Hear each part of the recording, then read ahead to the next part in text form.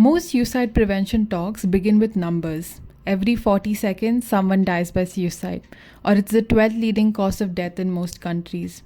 Important? Absolutely. But here's the point with numbers they flatten people into statistics. Nobody wakes up in the morning thinking, I'm a data point.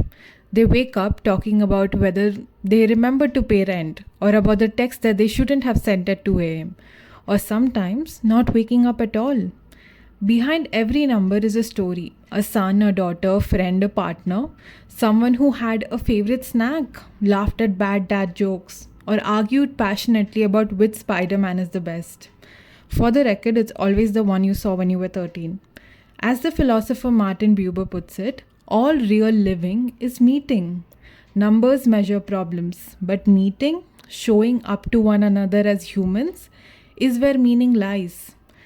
So, today in this suicide prevention talk, we are moving beyond numbers. We are going to talk about why it's human to struggle, why silence makes pain heavier, and what we actually owe each other. At its heart, this isn't about data, it's about us.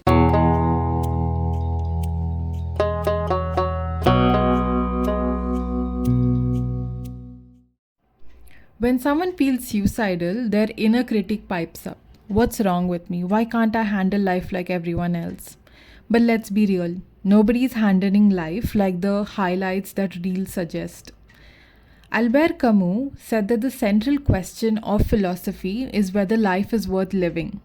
Shakespeare gave Hamlet the line to be or not to be. And if you've seen Inside Out, even Pixar says sadness is a part of the package. So struggling isn't failure, it's a feature of being alive. The real problem is that we live in a curriculum that teaches us to hide our struggles. Instagram makes it look like everyone else has the perfect vacation, glowing skin, and clean apartments. Meanwhile, in real life, people spill coffee, lose jobs, cry in bathroom stalls, and lie awake at 3 a.m. Googling, do I have my life together? If we normalize this truth, the struggle is universal, then people stop feeling defective for hurting. They realize I am not broken, I am just human. And that is the first step towards prevention.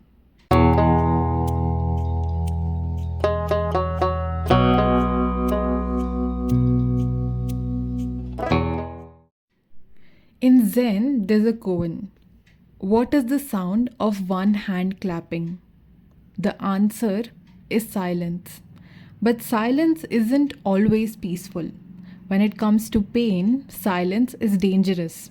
It makes our mind into an echo chamber where only the harshest thought bounce backs.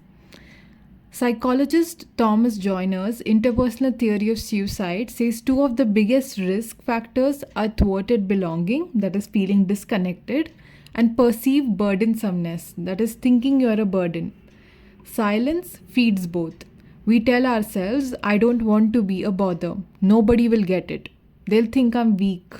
And so we zip our mouths, just when we need to open them the most.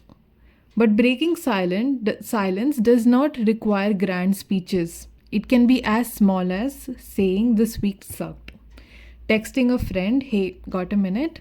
Or even sending a dumb meme that basically says, I'm not okay, but I can still laugh at a raccoon holding a pizza.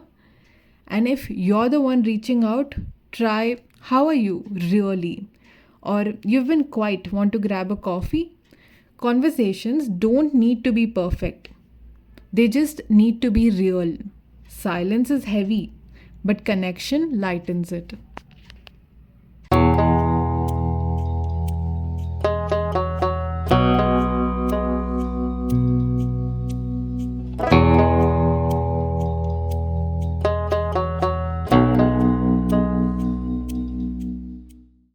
This brings us to the bigger question.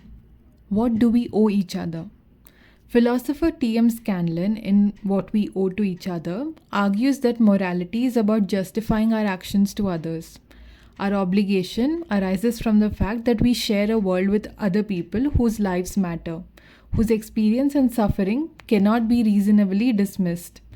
But let's pause for a moment and zoom out. Really zoom out. Think about it. We are on a giant rock spinning through space at about 1,000 miles per hour, orbiting a star 93 million miles away, floating in a universe so vast that we cannot even comprehend it. And yet here we are, alive, aware, capable of joy, grief, love, and humor. Absurd, isn't it? Albert Camus calls life absurd, and yet he said that recognizing this absurdness can lead us towards a more vivid engagement with life. Every day, the world changes faster than we can keep up. Economies shift, news cycle races, AI programs pop up, and personal anxiety piles on. It's overwhelming. It's enough to make anyone feel small, invisible, or unmoved. And yet, in the face of it all, here we are, together. If being on this spinning, floating, chaotic planet doesn't make us care for one another, if it doesn't make us each other's family, then what could? Scanlon reminds us that our obligations are grounded in our shared world because we exist in the same human story. Our actions affect one another. Every gesture, every check in, every word matters. So, what do we owe each other? Recognition, presence, and empathy. The acknowledgement that every life, including your own, is a part of this absurd, beautiful spinning adventure. And in that shared absurdity, we find the reason to stay connected and to help each other stay with us on this strange, magnificent ride.